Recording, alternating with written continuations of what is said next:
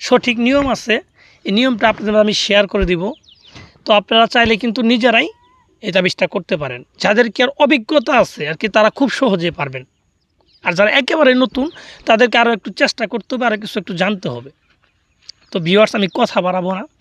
স্ক্রিনে যে তাবিজটা দেখতেছেন, এই তাবিজটা মূলত শত্রুকে ধ্বংস করার তাবিজ, শত্রুকে মেরে ফেলার তাবিজ।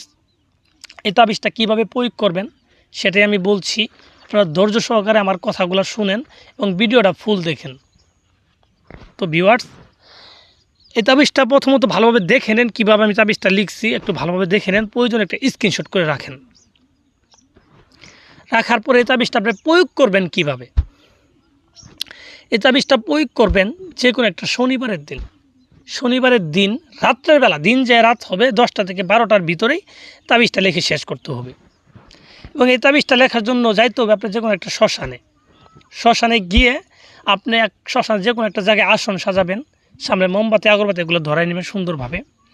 ধরাই নিয়ে এই তাবিজটাকে আপনি লাল চন্দনের সাথে গোলাপ জল মিশ্রিত করে একটা কালি বানাবেন।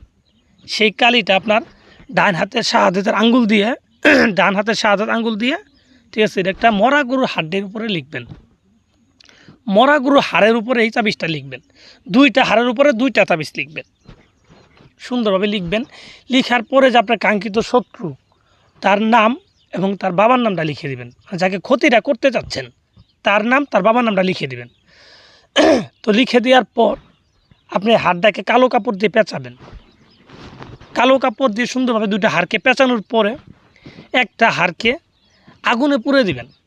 যে কোনো একটা আগুনে এই হাড়টাকে ফেলে দিবেন, যেন একদম ছাই হয়ে যায় পুড়ে। এরকম বড় ধরনের একটা আগুনে ফেলে দিবেন। দেওয়ার পর আরেকটা হাড় যে থাকবে সেই হাড়টাকে একটা নিম গাছের ডালে বেঁধে দিবেন। নিম গাছের ডালে সুন্দরভাবে বেঁধে দিবেন। এবার বেঁধে দেওয়ার পর 3টা দিন অপেক্ষা করবেন। তো আশা করি আপনি দেখবেন 3 দিনের ভিতর আপনার কাঙ্ক্ষিত শত্রু যদি চান মেরে ফেলতেই পারবেন। ঠিক আছে, সে অসুস্থ হওয়ার পরে জিনিসটা আপনি খুলে ফেলবেন গাছ থেকে, তাহলে সে অসুস্থই থাকবে। আর যদি মারতে চান তাহলে গাছে ওই হাতকে ঝুলাইয়ে রাখবেন, দেখবেন সে এক পর্যায়ে মারাই যাবে। এটা একবার পরীক্ষিত।